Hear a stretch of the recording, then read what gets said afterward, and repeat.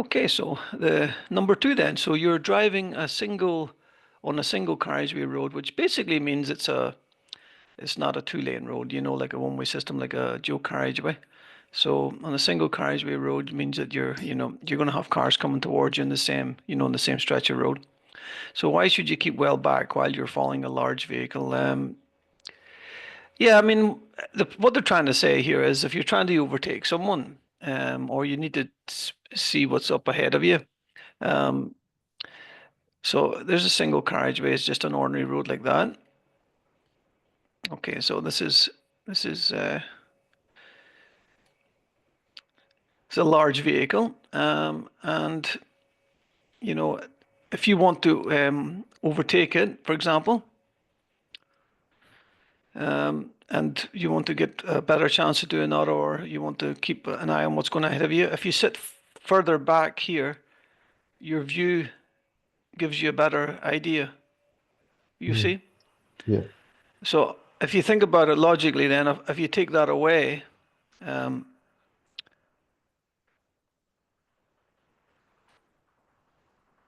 and you change the position you're in, then and you move up to here, Hmm. look at the problems you have. Yeah.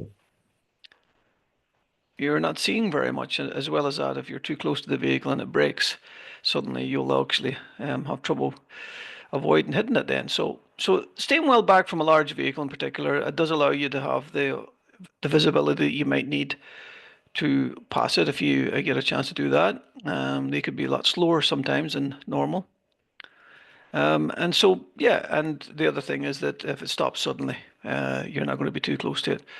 Mm. And, the visibility, you need to see if any possible dangers up ahead of you, of course, because there can be dangers up ahead of you that may happen and may cause sudden situations, sudden braking situations, like maybe a level crossing, a train crossing or something. Up ahead, you might see that if you're further back and you might think, okay, I'm going to slow down a little bit on anticipation that that might have to stop.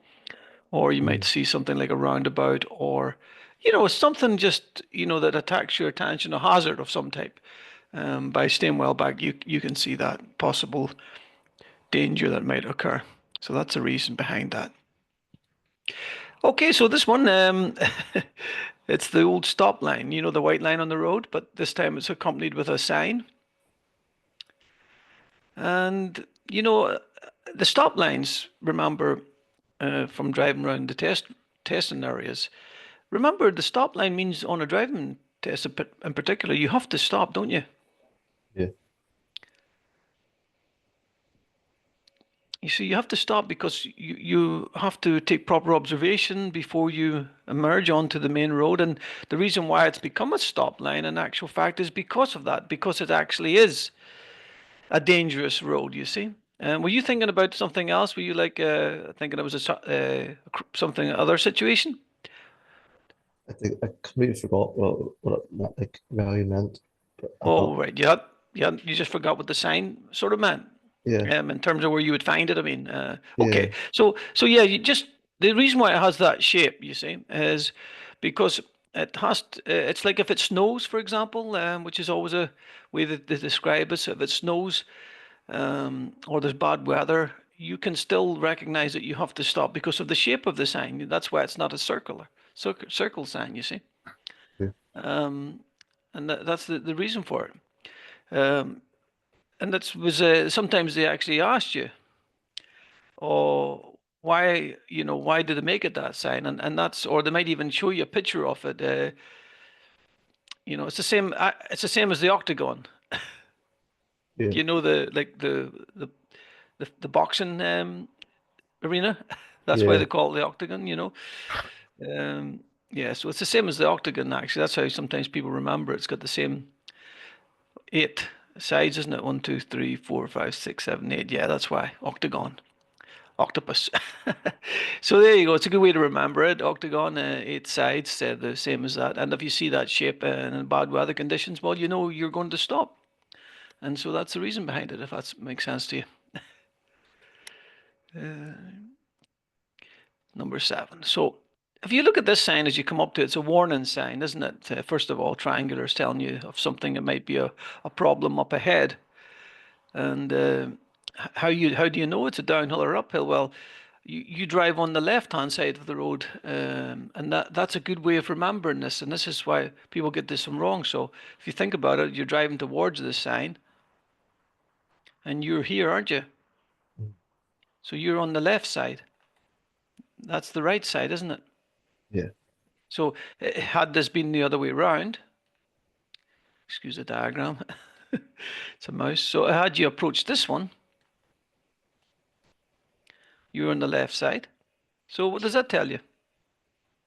Yeah. That's That's going to be an uphill, isn't it? hmm yeah. Because it's going from here to here. If you're approaching this one, you're going from here to here. So guess what? Then that's the downhill. Yeah. And that's the quickest way to understand it then. When you look at it, just picture yourself driving towards it in your mind and like a stretch of road, and you're on the left-hand side of the road. And of course, the other sign in that occasion would be like the same. And so you can just work it out whether it's an uphill or a downhill. Yeah. Okay, good stuff. That's a new sign. These are all new things for you, aren't you? You haven't seen these before. No, I Yeah, haven't done. that's good. Brilliant. That's good that we're learning some new stuff, and that's the important part of that, that this the way that test sets things up for you. It sets it up so that you're learning something new every time. Hmm. And that's amazing, actually. I love it the way it does that. Okay, so what should you do when you're using a contraflow system? Now, I'm going to ask you the the awkward question, of course. What is a contraflow system? That's what I'm after. First of all, do you know what a contraflow system is? Like for like I call it when the road's closed. No, no, for Yeah, like I roadworks mean, and all. yeah, roadworks.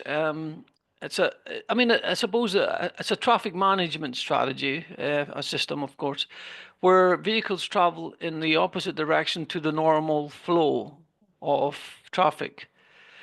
And typically, you would see this on a section of road that is otherwise blocked due to roadworks or accidents or maybe special events. It also repositions lanes that would normally carry traffic in one direction for traffic. It carries them actually in a different direction.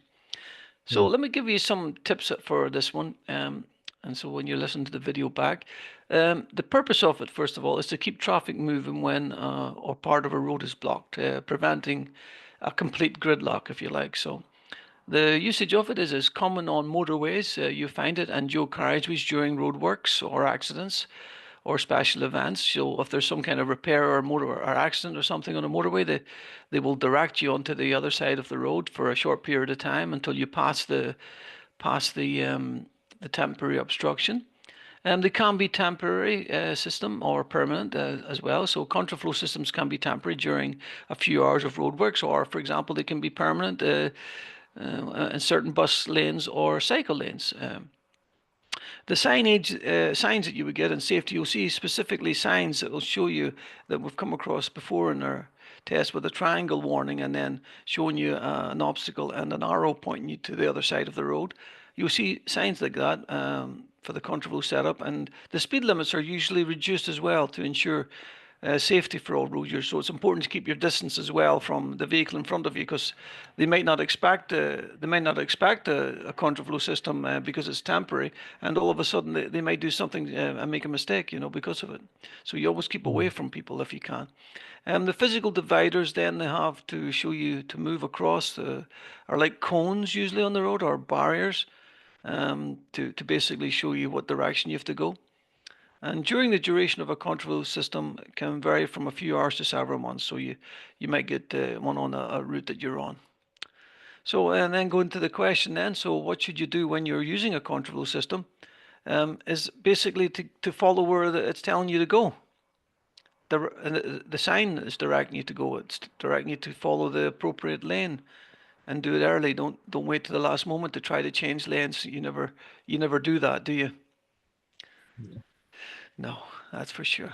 Don't do anything in a rash moment. That'll take your time to change lanes properly and do it early.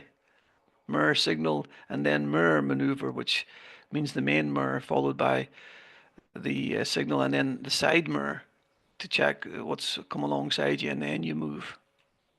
Okay, so how can drivers help the environment? It's an environmental question, so to try to save fuel and save the world from carbon and all that um, stuff that we hear about all the time. So by using leaded fuel would not work in the advantages that they're trying to achieve by reducing CO2 in the air. But leaded fuel would give off more CO2. Leaded fuel is more harmful then. Um, Leaded fuel would be probably out of all the fuels um, would cause more harm to the environment than most other things actually. I mean, diesel I think would maybe just top it there actually, but um, leaded fuel, lead is like a toxic, and it can actually do damage, believe it or not, to a human being as well. The dangerous leaded fuel they've proved that it can do damage to brain cells, would you believe, and alter brain function after it enters the body. So it's not good for us to be sucking it in, and I think that's the danger of it. And so there's no safe level of exposure to at any point. So health experts say so. In busy cities, for example, leaded fuel is causing major health problems to children as well, and vulnerable people, you know. And so yeah, so that's the reason why they're trying to get rid of it, and it will be banned. I think 2030 is the beginning of that, following to 2035. And I suppose that's the main reason behind it. I suppose nobody really knew that before, of course.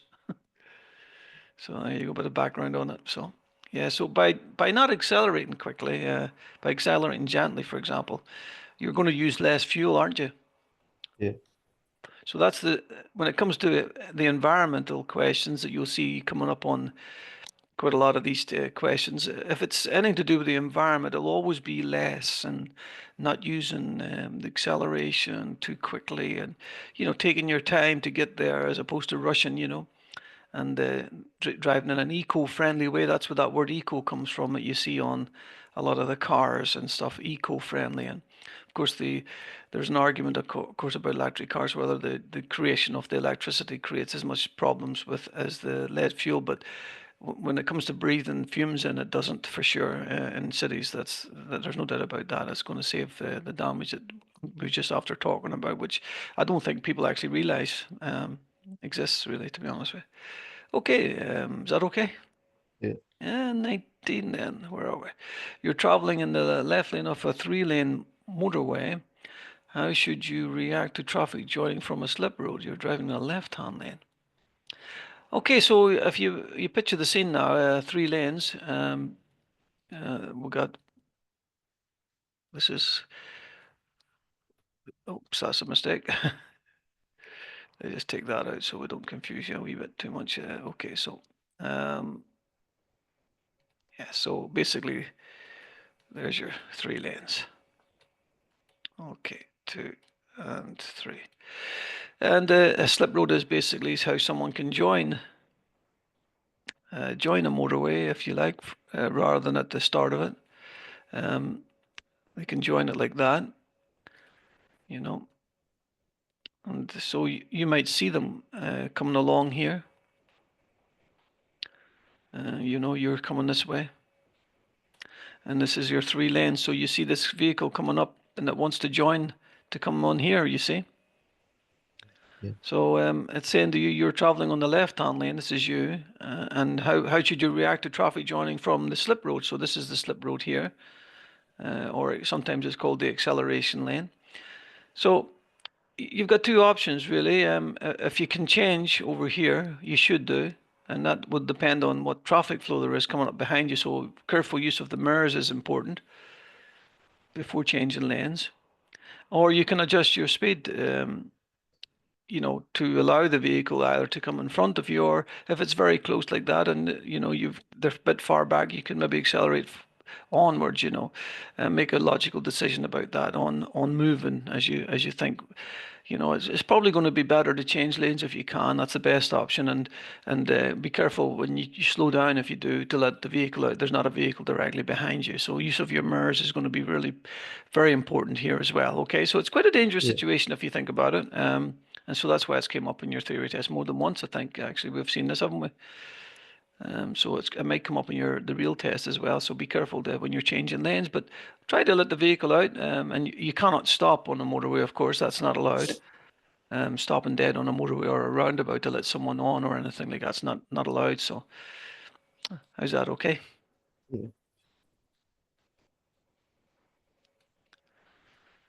Okay, 25. We got a very narrow and low bridge here. You can see there's a little sign indicating that on the top of it. You see this area? Yeah. This is the highest point you see, and it's giving you, it's telling you that if you're a certain height, you could drive through here. You don't want to be tight to the left, or you're going to hit the top of the bridge. So this is, really dangerous situation for LGV drivers if they're not paying attention to the size of their vehicle that they're driving, in particular, which they should do before Yeah. heading off on their journey. And they should select a route, of course, which doesn't involve low bridges, but. It does happen. I don't know where you've seen the one in Carrickfergus being hit a few times. Yeah. Yeah, well, that's why the lorry has went through when it shouldn't have done. It should have, for a bus, it should have looked at the height of its vehicle and then said, "Oh, okay, that sign's telling me it's not going to be good enough for me." And if you wreck one of these bridges, you got a real problem. So you stop the train service and everything for hours until it gets tested, right? Yeah. Yeah. Yeah. You'd not be very friendly. You'd not be very welcomed. Mhm. And if you're the lorry driver, you're probably going to find yourself taking another test, you know, and all the Yeah. commuters will be very upset with you.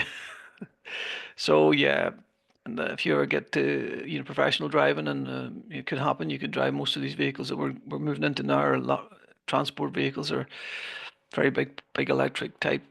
Amazon's moving over to electric vans and things now, so and they're drivable by anyone with a car license, so automatic or manual. So yeah, you need to pay attention to heights of things. But okay, so when it says to you what type of vehicle could you expect then, so you now understand Mhm. it's going to be a lorry. It could have been I could have said a bus, by the way, as Yeah. well, just so you know. Or it could have said a large vehicle, something like that, or you know, just to try to make you aware of the height is the issue, and that's why you would see the vehicle trying to take a center position Yeah. to avoid hitting that. So, okay, what do we got next? Okay, when must your vehicle have valid insurance cover? I suppose the word valid is just means it has to be paid and up to date. So that's the important part of that message. I mean, we always have to have insurance cover, don't we? Yeah. Anyway, to drive on the car, unless the car's off the road because it's it's broken down and it's not able to be driven, then there's another thing called the SORN certificate. We come across, don't we? In these tests, SORN certificate, statutory off-road notification, it's called for short, SORN. You go into a website and you fill that in online to say the car's broke, ain't driving anywhere anytime soon. So, and then you don't have to have the invalid insurance cover if it's off the roads in particular. So, and the thing about the road vehicle license, in which they shorten that down to tax, the vehicle car tax. So it's kind of like a road tax, if you can, like Roman times, isn't it? Yeah. You got to have a road tax before you put your chariot on this road. So you're meant to pay. That's paying to fix the roads, of course. So that's the biggest joke.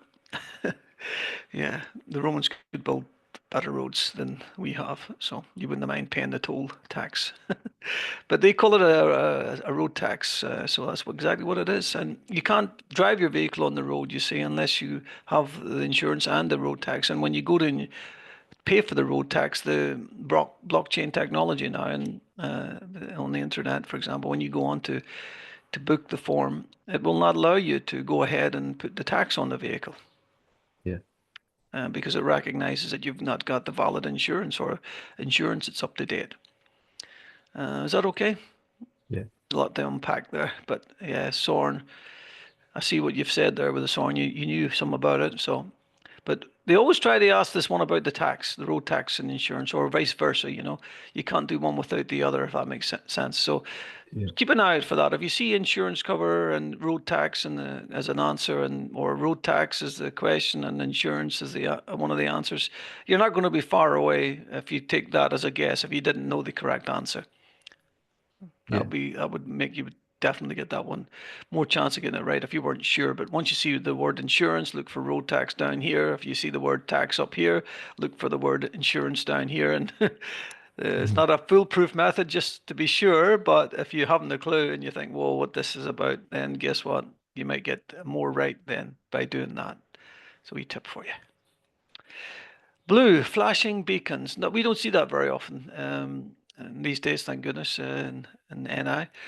But they used to be a permanent fixture back in the 80s and 90s. But blue flashing lights is associated with the bomb disposal unit. And I think you might find it on another vehicle. Just to make sure I give you the right answer. It could be the harbour, or to do with the road sea rescue. Let me just confirm how many different types of vehicles there's blue on it. But one of the things that you would notice for sure is that the flash and amber one, for sure, the flash and amber light is always going to be like Department of Environment, or fixing roads or putting grit down. So you would have actually, once you've seen the motorway maintenance, that's flash and amber, breakdown recoveries, flash and amber, snow plows, flash and amber. Then you would have been able to work this one out by a series of elimination. You would have known that blue had to be this one then, because of the other three definitely being flash and amber. Does that make sense okay for you? Yeah. Okay, so let me go through some of the blues and twos. Of course, we know about that one, don't we? The emergency services are always going to be blues, aren't they? Yeah. And you do get amber sometimes, but indicating an emergency is always going to be emergency services like police, fire, ambulance services, as well as certain other. Yes, they are RNLI. They are obviously blue as well. So who can use the blue lights? Just to recap quickly, police, fire, ambulance, and the state emergency, if that's the case. Mhm. Also other organizations, but you'll only get asked about the ambulance, police, and the blue, and normally mountain rescue might come up. But yeah, the lifeguard, Coast Guard, and even the blood service, actually, people have blue lights, funny enough. Um, yeah, so it is used for national issue security as well, but so that's about it then. So just you'll only really be need to worry, in my opinion, about emergency services being blue, generally, and then flash and amber being roadworks, that sort of things, and a doctor on call is green. Did you know that, Okay. the doctor on call one? No. No, well, I always remember that one by how when you feel sick, you turn green. Yeah. That's a memory trigger for me anyway. It works for me, so just keep the old grey matter going. So blues and twos, I suppose, is the emergency ambulances and all that lovely stuff, and bomb disposals that you don't see very often, thank goodness. And RNLI, or to do with the rescuing people from mountains or water, as opposed to categorize them. And of course, the military might have them in your bomb disposal and other stuff like, and some serious stuff going on with blue lights. So there is. Yeah. Yeah, green one's just a doctor, and the flashing amber's going to be breakdowns and stuff like that. Happy Yeah. enough? Yeah. Sure. You know the older people too, don't they? When they have or even those motor scooters or disabled scooters they're meant to have a blue light on them as well, or Yeah. flash and amber light. Sorry, flash and amber light actually, for going on dual carriageways, but they never have one. I've never seen one on them. So okay, Yeah. let's go next one then. There's been a collision. How you can help a driver who's suffering from shock? Well, shock's one of the biggest, secondary reactions from whatever takes place. And shock can be actually quite a dangerous thing because it sends the body into shock and it can cause the body to actually temporarily start to close down, which is a real problem for elderly in particular. So yes, if you come across this, you just really want to keep them under warm, and you want to keep them happy if you can, if until some they recover from the shock or the actual ambulance, the services, medical services arrive. You don't give them anything to drink or anything like that because they may have to have some medication or some surgery if they're actually hurt in some way internally. You never know. So yeah, avoid water and all that. So that's again you could go for the what is the most sensible answer in there in terms of what you can do as a person arriving at the scene. You're not going to do that much, are you? So you can just basically take a wee bit of time to reassure them and say, look, things we've ordered, we've asked the ambulance to come along and all the rest of it. So yeah. And if they're in shock, you'll see they'll be very, very pale, have a rapid pulse as well. Maybe even disorientated, when a person's in shock, especially, you know, whenever someone's older, they might get a wee bit disorientated, get confused about what's happened, and so that could be something that you might come across. And it is a life-threatening condition. Like I say, it's a blood pressure would go down on a person in shock, for example. And so that's important. So the skin would actually feel cold but pale, clammy skin, rapid and shallow breathing as well, like that sort of thing. And Yeah. rapid pulse, but it would be weak, And they may feel dizziness, so you would keep them on the ground. You would keep them sitting down. You wouldn't let them get up because they'll fall over, of course. And they might, like I say, be confused or agitated. I mean, nausea and vomit's not uncommon with shock as well. Okay, so just to quickly recap, skin would be pale, respiration rapid, and that's breathing with rapid and shallow, pulse rapid and weak, and like I say, mental status, confusion, agitation, or maybe anxiety. They can have also dizziness, nausea, and vomiting as well. And maybe if you feel very thirsty, actually, which is one of the problems if someone wants to drink water when they're in shock, and you're trying to not do that, obviously. So they can say damp their lips with water, something like that, but you can't really give them too much to drink because of the fact that they're going to have some medical treatment. Yeah. Yeah. All right. That's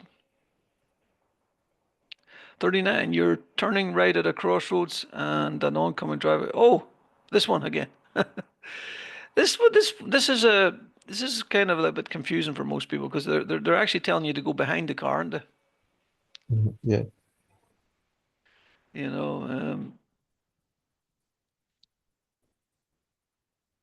You know, this is something that you can see on a marked crossroads.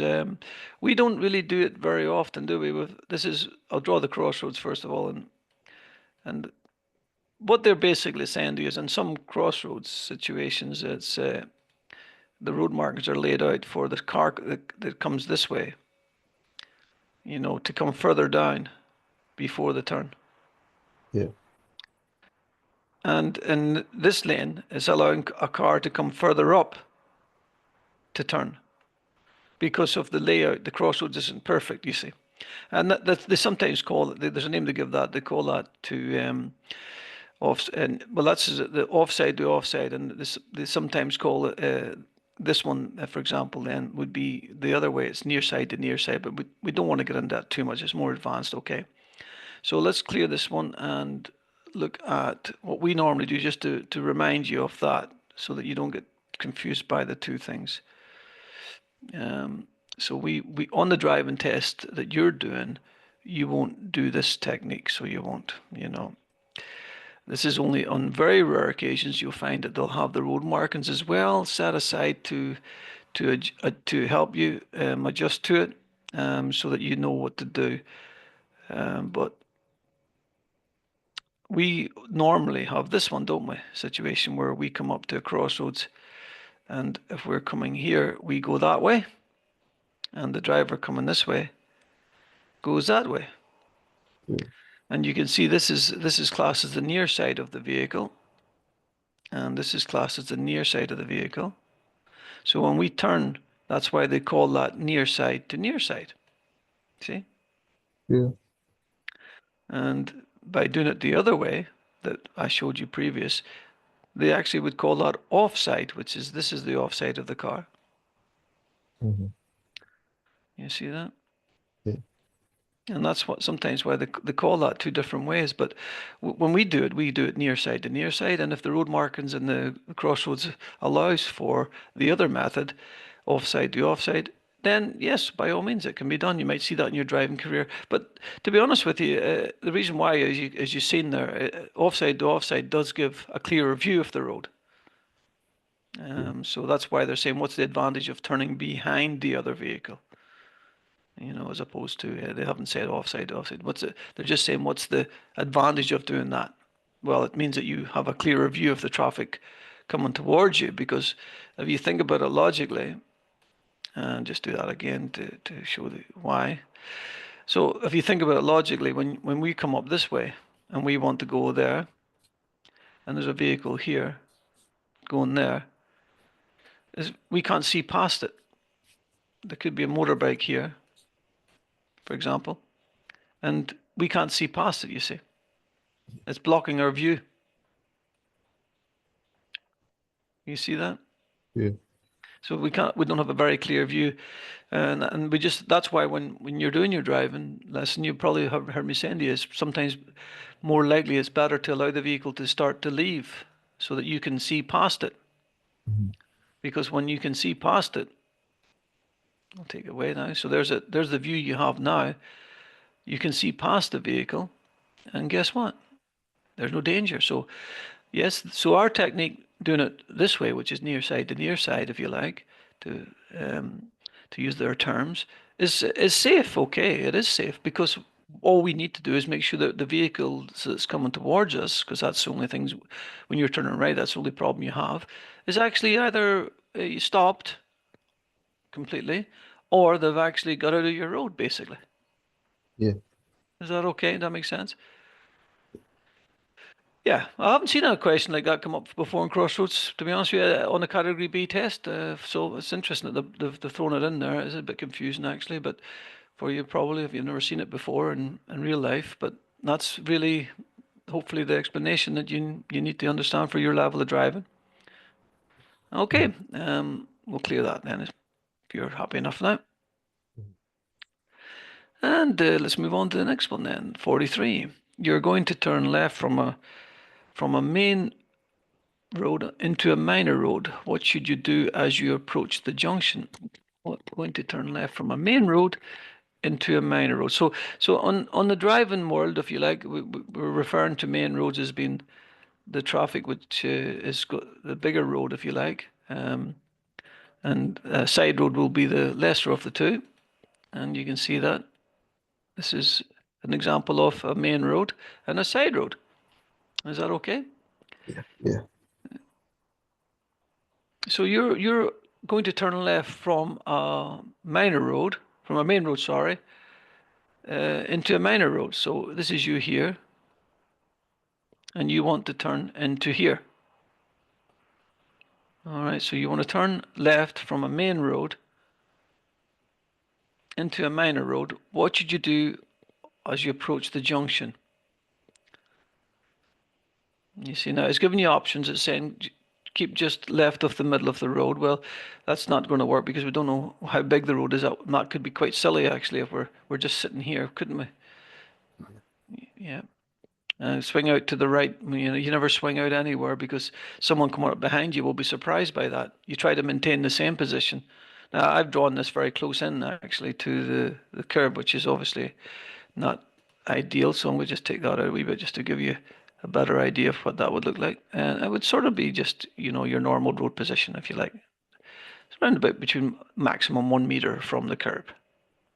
All right, it could be less, but maximum, and that gives you a good turn. So that's what they class by keeping well to the left of the road. So keeping in the middle of the road wouldn't be good. Swinging out like that before you turn wouldn't be good. And the reason why yours isn't a good answer, if you like, is you don't know how wide the road is. Mhm. So you see, if you think about it, and you were keeping just left of the middle of the road, you'd be away over here, and that's not too bad on this road. But if this road was twice that breadth, then you'd be away over here somewhere. So that's Yeah. kind of like a trick question.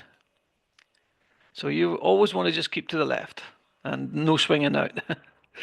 If you swing out, you'll confuse people. You see, then and people overtake you when they're not meant to, and all that lovely stuff, and that doesn't work out well for us as drivers swinging out. And okay, next one then.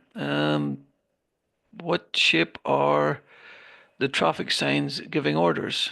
What? Oh, do you know this one? Okay, Yeah. you can see it's a triangle, can't you? Yeah. So, so what's wrong with that then? What's a triangle for? It's what, giveaway, is it? Yeah, it's just a good giveaway sign, this triangle, but it's a warning sign, isn't it? Oh, warning signs, maybe. Of what's gonna come across up ahead of you. Yeah. Yes, a warning sign. What's gonna come across up ahead of you. And you've got the circle, which is O, means order. So O tells you it's an order. And what did they put in the question? What shapes Just are orders. orders? O is order. Yeah. So always remember that. It's a good memory trigger for you. O means order. Triangle's a warning. And so look for the answer in the question. Okay, sometimes you'll find that. You'll find the answer will be in the actual question. Okay, you're planning to do a caravan. What will help the handling of the combination of this? You're planning to do a caravan. So, I think this is sometimes, I'll see if I can find something for you to see a picture of it, because caravans and towing a trailer, the word stabilizer, if you think stabilizer, you see, stable means keeping something, you know, under control, doesn't it? Yeah. So they've kind of named it a wee bit, like what it does. Um, let me see if I can show you a couple of types of it actually, and show you it in action if I can. Let me just see if I can do that for you. Let me just give a wee moment to.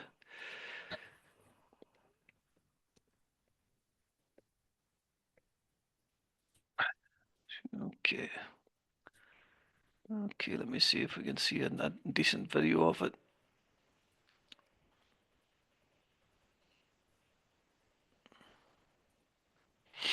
All right, I think maybe that's a.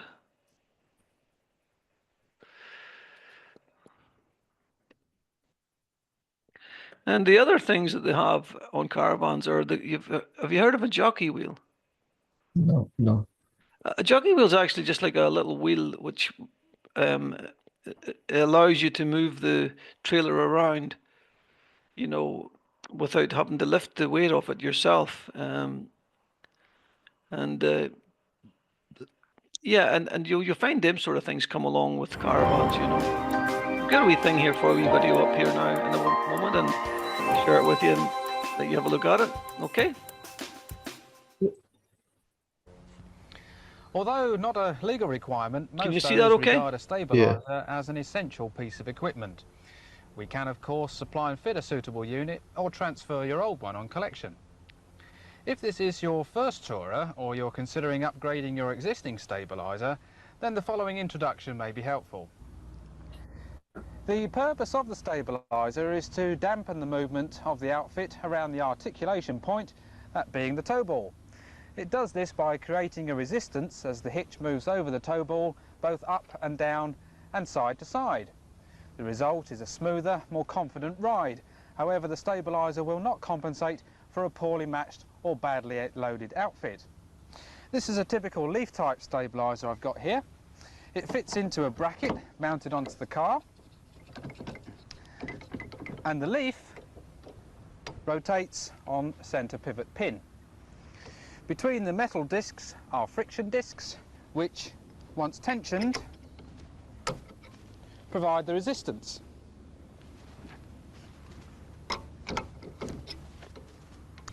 At the other end of the leaf, it is supported by a bracket mounted onto the Tourer chassis. And the bracket should always be clamped rather than... When he says Tourer, what he's referring to is he's actually referring to the trailer or the caravan. drilling the chassis and bolting through holes. Another popular type of stabiliser is the friction hitch. These two are made by Alco, one of the leading manufacturers. In each case, the two small friction pads apply pressure to a dry toe ball to give the stabilising effect. They're very easy to use, and Alco also produce... So, happy enough with that? Yeah. Okay. Now you know what a stabilizer is. Yeah. So they have they normally ask you about the stabilizer. That's the one that they throw up to you about towing trailers. There's not really much more questions they ask about it. Sometimes they would ask you about the jockey wheel, but the jockey wheel is just it's a part of the trailer which has a wheel attached to it, so it allows you to move the trailer around without having to lift it physically all your weight, you know, because they're quite heavy. Yeah. Is that okay? Does that make sense all right to you? Yeah. Yeah. So you might find you might come across it on a couple of things. So I'll see if I can let's take find a look at a jockey wheel for you now. Let you just see what one looks like. So I'll just share this with you now. Let you see what jockey wheel looks like. Can you see the picture okay? Yeah. Can you see the wheel okay? Yeah. Yeah, that's what that jockey wheel is. That has a wheel attached to this connected, which is connected to the caravan or the trailer, and you can adjust the height of it by this handle, which means if you want to connect your trailer or your to the car, which is here with the ball hitch they call this, then basically you can see that's up higher, so Yeah. that you can move the wheel and move the trailer right over the top of that. And once you have it over the top of that, the handle is left like this, it's open. So that means that's open. So then now you lower the caravan or trailer down onto the top of that. And then once it's lowered down onto it to the correct height, you close that handle down. And you can then retract this wheel up right up inside to the caravan so that it's not left hanging down like that for when you're driving. Yeah. There you go. Hopefully that'll help you understand a little bit how trailers work. Okay, so let's go back to the test paper. So, okay, can you see is that back to test paper okay? Can you see that okay? Yeah. Happy days. Okay, so yeah, some good questions today, weren't there? Yeah. Some educational ones for you as well about different things to do with trailers, which, you know, like I say, you're gonna be allowed to do that when you pass your test. So that's good news. And yeah, I mean that's it. So